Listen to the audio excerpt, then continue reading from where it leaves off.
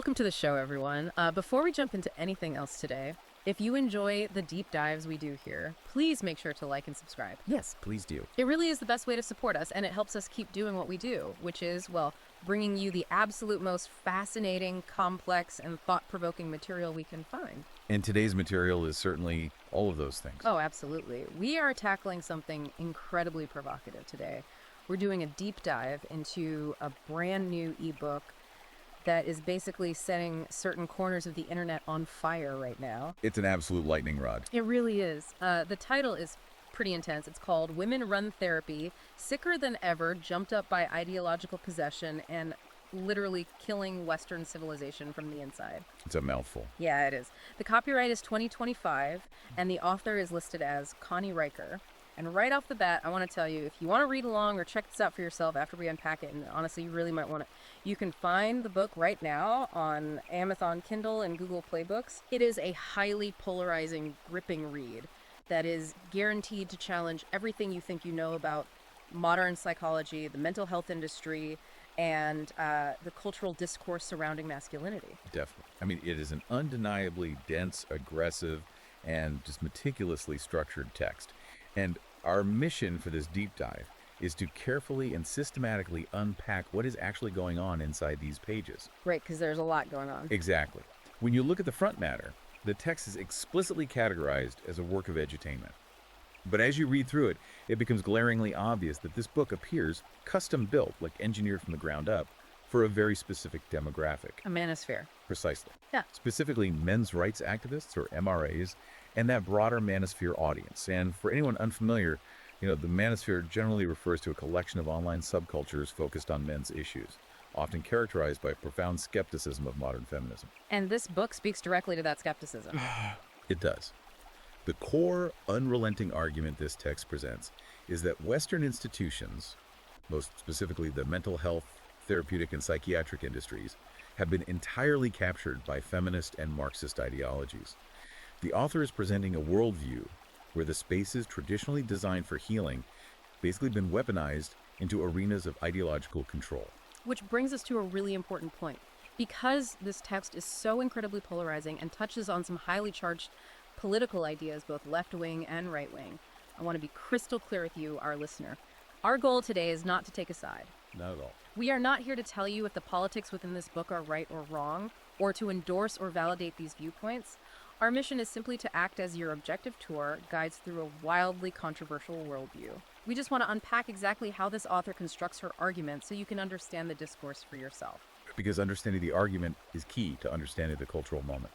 Exactly. Whether you are insanely curious about how online subcultures view therapy, or you're trying to catch up on the latest cultural discourse, or you're just interested in the history of our institutions before they were allegedly captured by these ideologies, this book provides a raw, unfiltered blueprint of that specific worldview.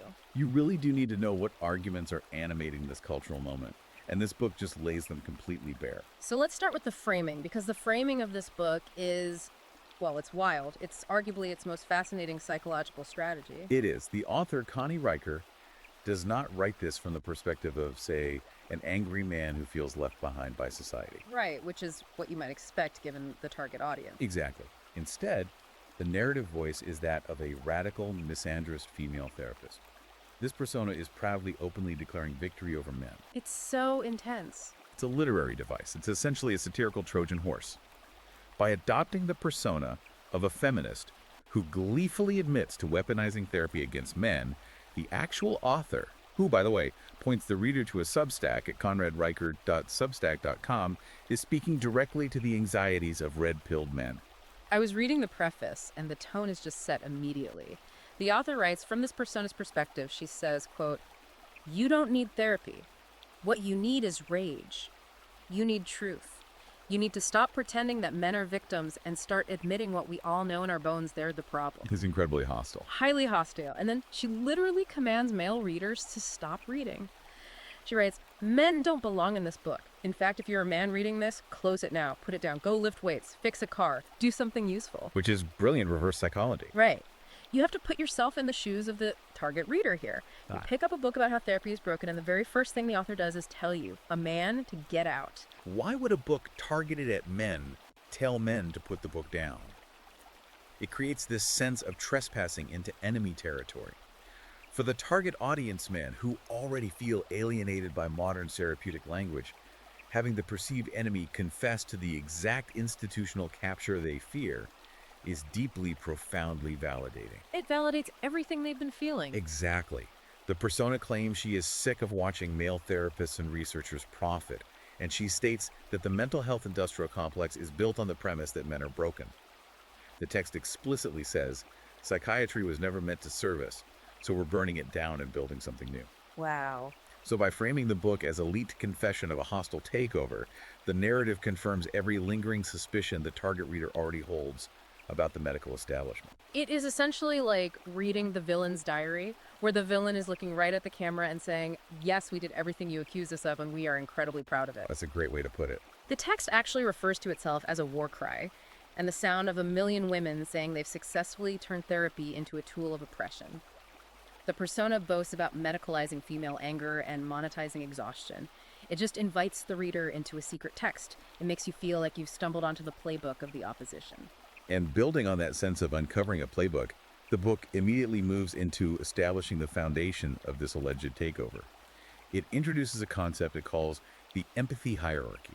The empathy hierarchy, let's break that down. So this is predicated on the statistical erasure of male emotions. The text argues that the therapy room has fundamentally mutated. It's no longer a neutral space for healing, but has instead become what the author terms an emotional inquisition and a feminist grievance machine. And the data the author brings in to support this worldview is meant to be staggering. Like, we move into chapters 1 and 2 here.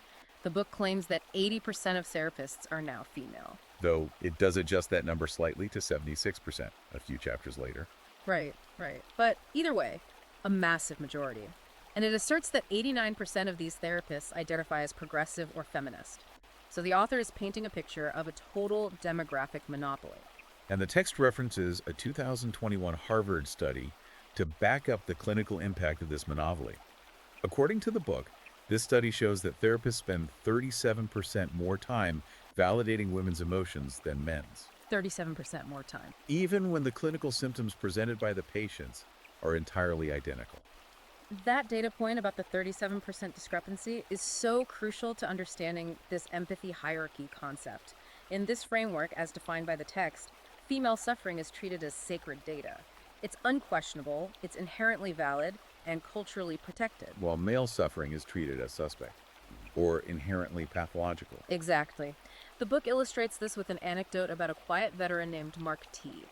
He goes to therapy, tries to speak about his pain, and his emotional reality is immediately audited for authenticity. Yes, audited. He has to prove he isn't being toxic. Meanwhile, the text cynically remarks that female pain just prints money in this new emotional economy. The idea that your pain is being audited is such a visceral concept. And the book takes it a step further to show how this hierarchy is supposedly enforced in practice. There is this exercise mentioned in the text called the privilege pie. Oh yes, the privilege pie. This part was wild. According to the book, this is an actual worksheet derived from the Feminist Therapy Institute. In this exercise, men sitting in a therapy session are forced to slice their suffering like a literal pie chart into portions of earned guilt and oppressor guilt. Let's just visualize the scenario the author is painting here for you, the listener. A man seeks out professional help because he's in severe distress. He's sitting on the couch, vulnerable, paying out of pocket for a medical service, and instead of receiving traditional cognitive behavioral strategies to cope with his distress, he's handed a worksheet and asked to quantify his systemic privilege. The text mentions a specific example of a man who, after completing this exercise, admitted that 87% of his pain was simply guilt for existing in a system that favored him. And the author's persona, the radical therapist, calls this realization accountability. She celebrates it. But to the intended MRA reader, this is presented as the ultimate horrifying form of psychological gaslighting. Imagine going in for help, and you are essentially told to mathematically calculate your own oppressor status. The text claims that the 90% of men who stay in therapy under these conditions end up feeling spiritually castrated. Spiritually castrated. That's the exact phrase used. And the book frames this outcome not as a tragic accident of a flawed system, but as the explicit goal. It claims that men are not inherently broken, but the system is rigged to perceive them as defective by design. which naturally pushes the narrative into the realm of medicalization. Because you have to wonder, how does this ideological hierarchy translate into actual billable medical diagnoses and treatments? That's where we get to chapters 3 and 4. The text explores this by outlining what it calls the chemical caste system and the systemic pathologizing of masculinity.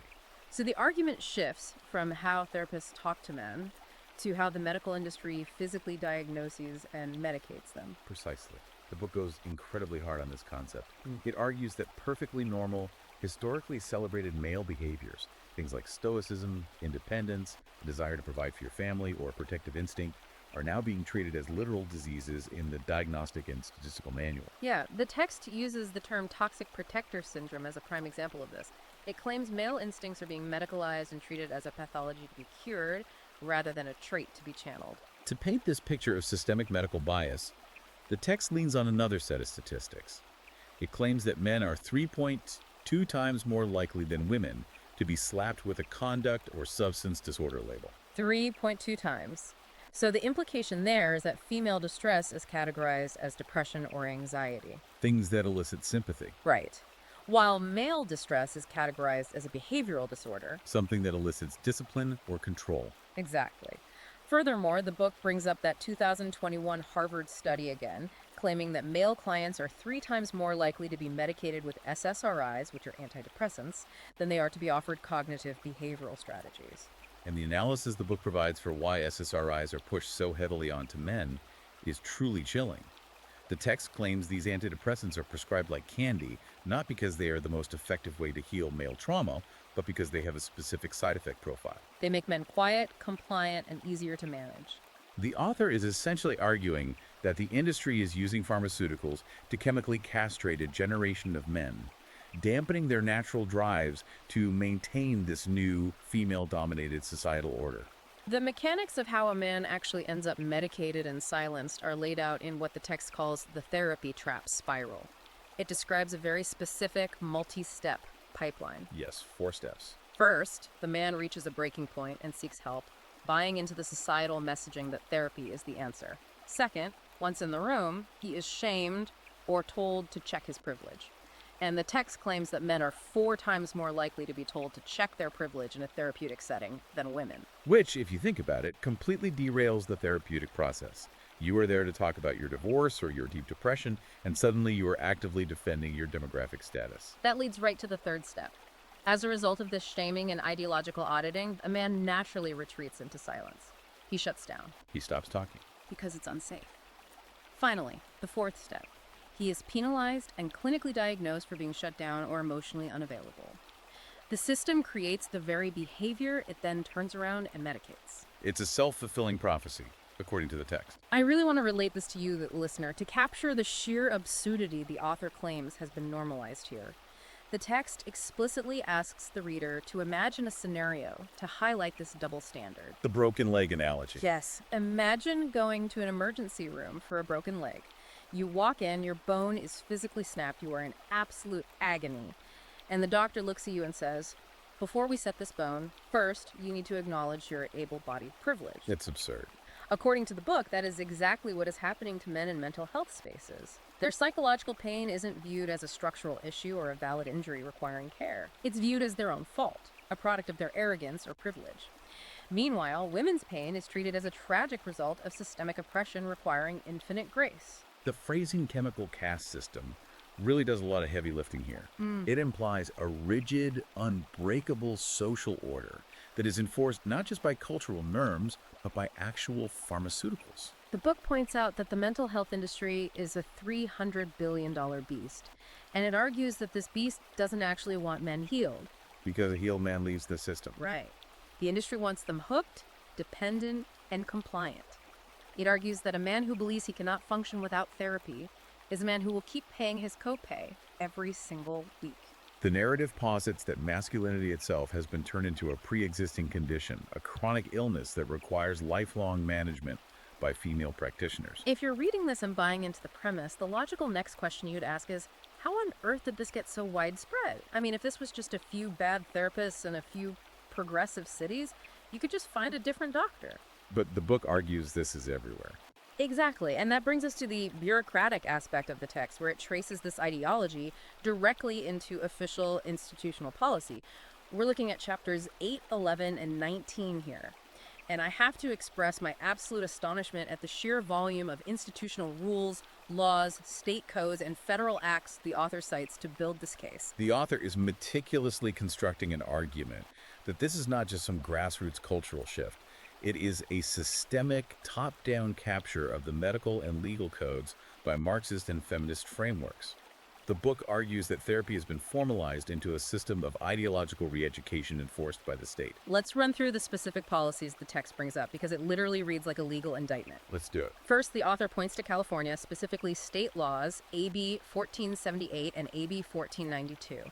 The book claims these laws mandate all state-funded therapy programs to use gender-responsive frameworks. Now, on the surface, gender-responsive sounds like a neutral, positive tailoring of care. Sure, it sounds beneficial. But the text claims that the fine print, the actual implementation of these frameworks, really means centering women's narratives at all times and treating any male complaints as toxic deflection. And the capture doesn't stop at the state level. The text points directly to the federal government.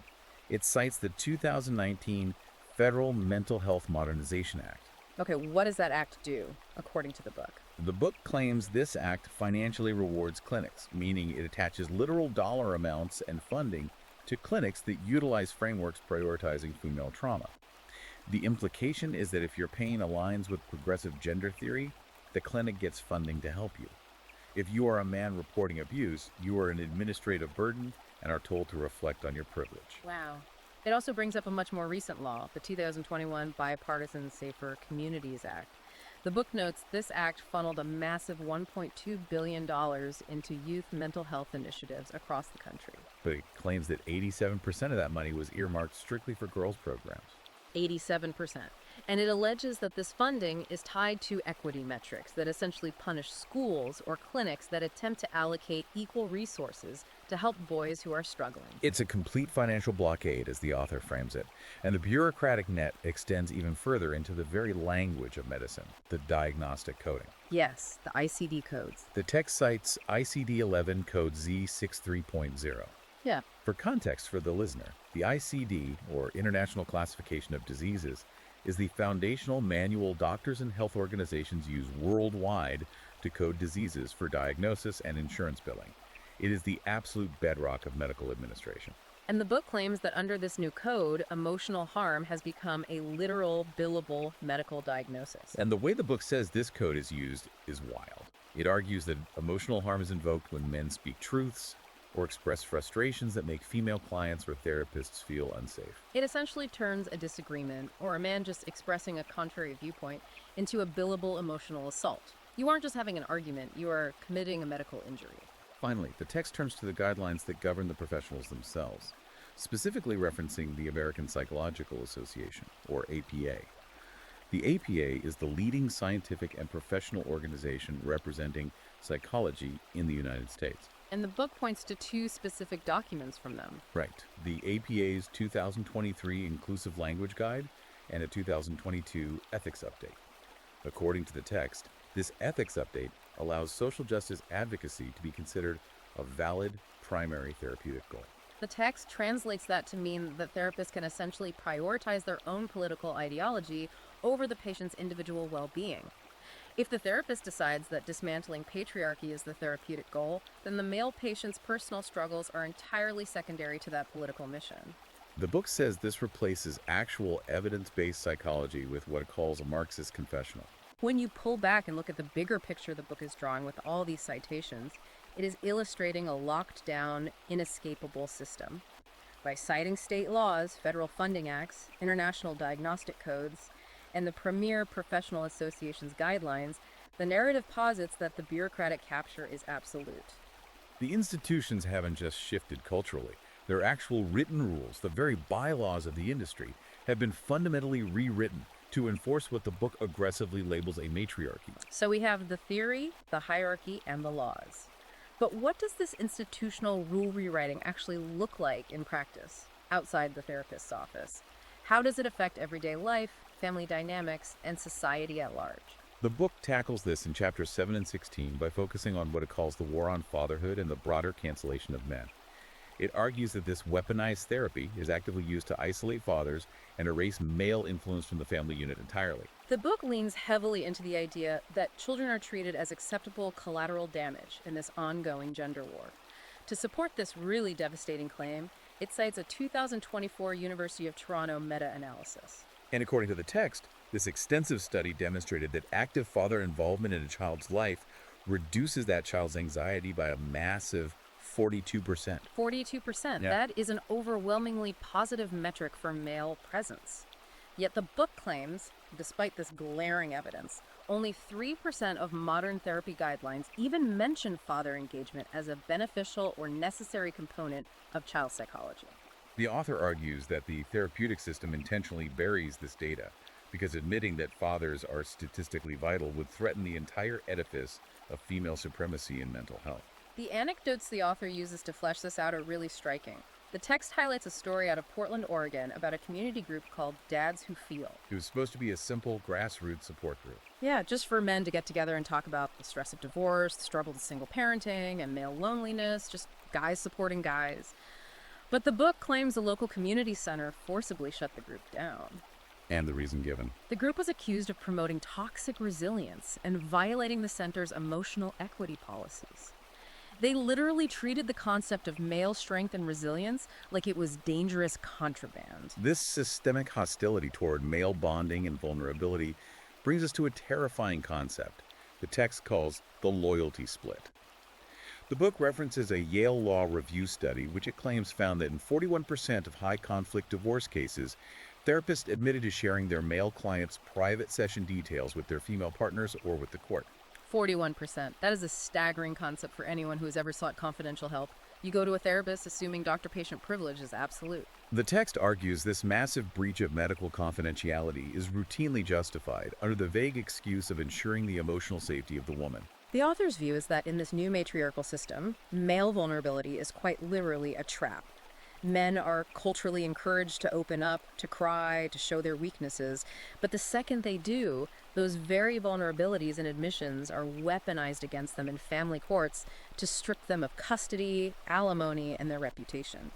The book spells it out bluntly. It says, tears from a woman, healing. Tears from a man, suspicious, possibly manipulative. It's so cynical. The text provides another illustrative anecdote to emphasize how male voices are surveilled and canceled even outside the high-stakes environment of family court, specifically within group therapy settings.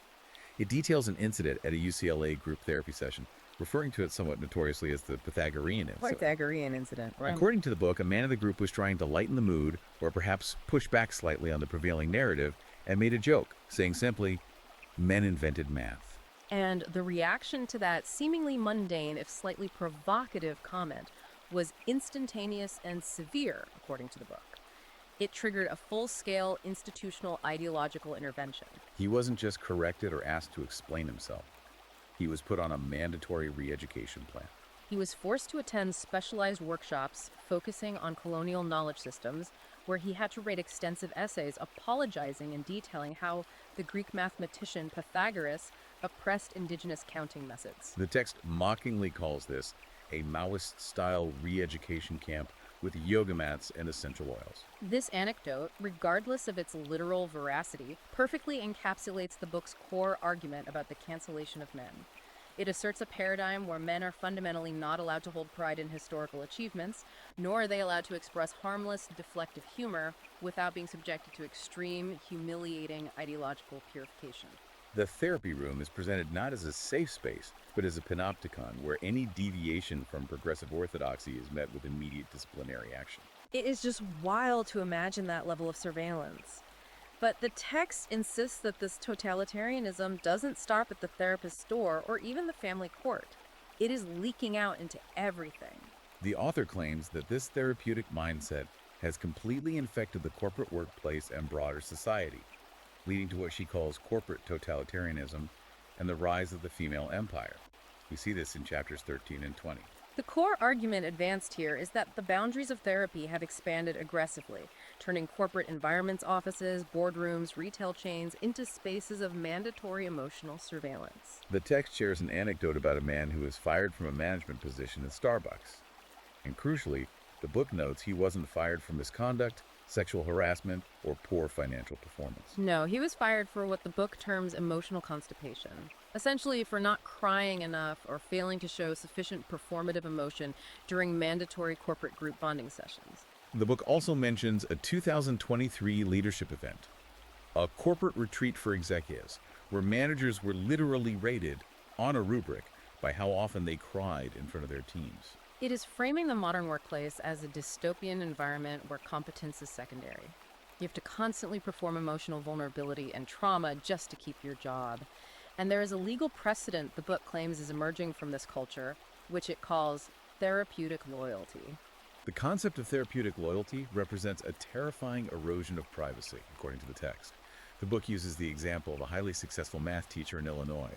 This teacher was allegedly fired for refusing to hand over his private, personal therapy notes to his school district's human resources department. The district allegedly claimed that by keeping his therapy private, he withheld emotional transparency, which they argued inherently endangered the students. The book highlights this case to argue that the private sanctuary of therapy has been inverted into a corporate loyalty oath, where noncompliance and desire for privacy are automatic grounds for termination. It really paints a dystopian picture of the modern workforce. I was reading the section about how this targets specific types of men, and the book introduces this concept called the therapeutic dependence index. How exactly is the book defining this index, and how does it supposedly trap people? According to the author, the therapeutic dependence index is a quiet, unpublished, internal metric used by modern psychiatric clinics.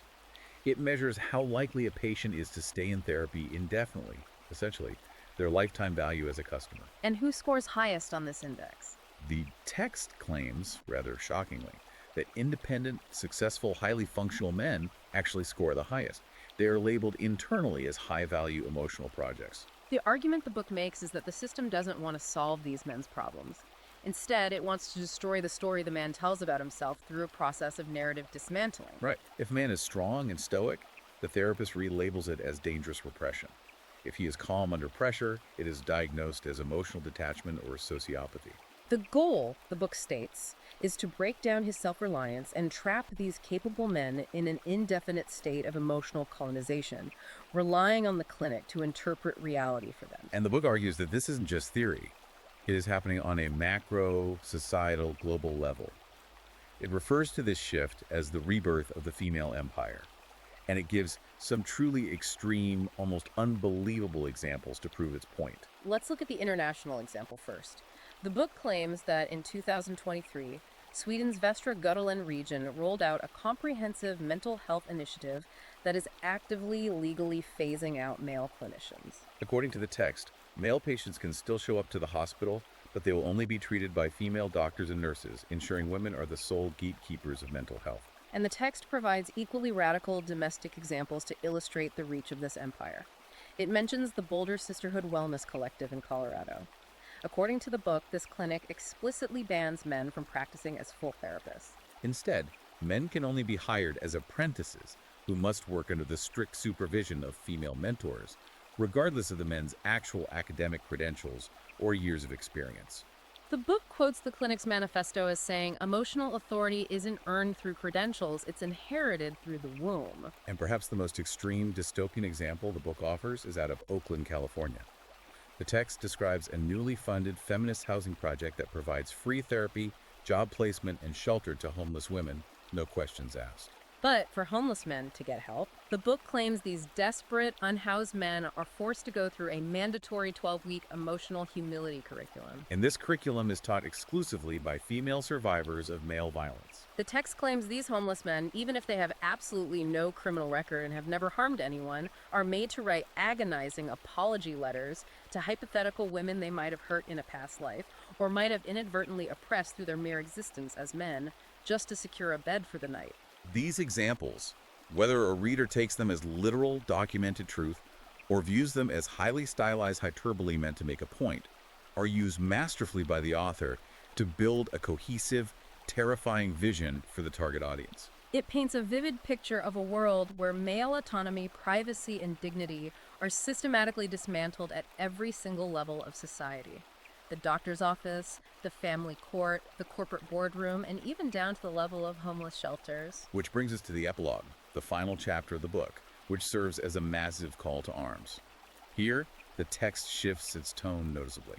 Yeah, the satirical persona of the gleeful, radical, misandrous therapist drops just a little bit, and the text seems to speak directly, almost earnestly, to the men who have endured reading through to the end. The author acknowledges in this epilogue that reading the preceding chapters was likely a brutal, infuriating experience for a male reader. The text drops the irony and calls the book a literal war cry and a gut punch to a system that the author claims has been lying to the public for decades. It explicitly states that the mainstream concept of toxic masculinity is not a valid medical, scientific, or psychological term at all. Rather, it is a political hit squad, disguised as medicine, designed to pathologize dissent. The language used in this epilogue is incredibly intense and memorable. The author accuses the modern therapy industry of engaging in what she calls spiritual necrophilia. Which is just a wild, deeply unsettling phrase. Very unsettling. The text defines this as essentially violating the corpse of true traditional empathy, hollowing it out, and branding it as modern empowerment. As we wrap up our analysis of this text, we have to look objectively at why this book is so incredibly effective at reaching its target audience. It is effective because it provides a comprehensive, unifying, grand unified theory for a very specific demographics pain. For men who feel alienated, silenced, passed over for promotions, or judged by modern institutions, their pain often feels disconnected and confusing. This book takes all those disparate feelings of unease, all those microaggressions they feel they face, and weaves them into a validating, monolithic narrative. By framing therapy not as a place of healing, but as a hostile, surveilled space of ideological capture, the text looks these men in the eye and tells them, you aren't crazy, you aren't broken, you aren't toxic. The system really is out to get you and has the paperwork to prove it. It perfectly validates their worldview by having the so-called enemy gloat about their victory. It takes every fear the manosphere has and says, yes, it's all true and it's worse than you thought. It is a masterful, if incredibly controversial, piece of political edutainment. And that leaves us with a profound, final provocative thought for you, the listener, to mull over long after this deep dive ends. If the very institutions that a society relies upon for healing, for conflict resolution, and for establishing an objective baseline of truth are perceived by a massive demographic, literally millions of men, as hostile, weaponized spaces of ideological capture. Wait, I was just thinking, Go ahead. where did those people turn for help when they are genuinely in crisis? Exactly. If you truly believe the doctor is actively trying to poison you with ideology instead of medicine, you stop going to the doctor. You suffer in silence. Or you turn to alternative, potentially much darker, unvetted spaces for answers. And what happens to the fabric of a civilization when its fundamental foundation of shared reality, of mutual care, and of trusted medical institutions completely fractures along gender lines? When a massive, vital portion of the population completely opts out of the systems meant to hold society together, the consequences for the future of that civilization are entirely uncharted. That is an incredibly chilling thought to leave on, and it really highlights why understanding the arguments in this book is so important, regardless of where you stand politically. If you want to dive deeper into this author's perspective and explore these ideas further, you should definitely follow @ConradRiker at Substack. They expand on a lot of these concepts there. And as a final reminder, the ebook we reviewed and unpacked today is Women Run Therapy Sicker Than Ever, Jumped Up by Ideological Possession, and Literally Killing Western Civilization from the Inside by Connie Riker. You can buy it right now by checking Amazon Kindle and Google Playbooks. If you want to truly understand this specific cultural moment, the profound anxieties driving it, and the complex arguments animating the manosphere, it is an absolute must-read. Thank you so much for joining us on this deep dive. Please take a second to make sure to like and subscribe to support the show so we can keep bringing you these exhaustive deep dives into the most fascinating materials out there. See you next time.